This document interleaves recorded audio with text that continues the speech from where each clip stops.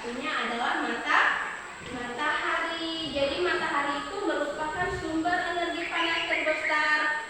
Semua makhluk hidup memerlukan energi panas matahari. Jadi energi panas matahari itu membantu proses pembuatan makanan pada tumbuhan yang disebut sebagai proses fotosintesis. Makanan yang dihasilkan dari hasil fotosintesis menjadi sumber energi bagi makhluk hidup lainnya termasuk kita manusia. Oke, sekarang Ibu ingin kalian mempraktikkan.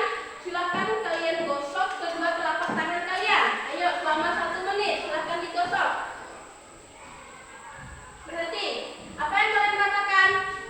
Apakah kalian merasakan panas? Iya, jadi selain matahari dan gesekan antara dua benda, energi panas juga dapat diperoleh dari api.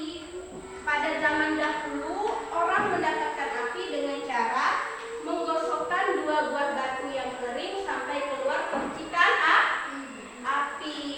Iya. Jadi untuk materi hari ini cukup sekian. Kira-kira ada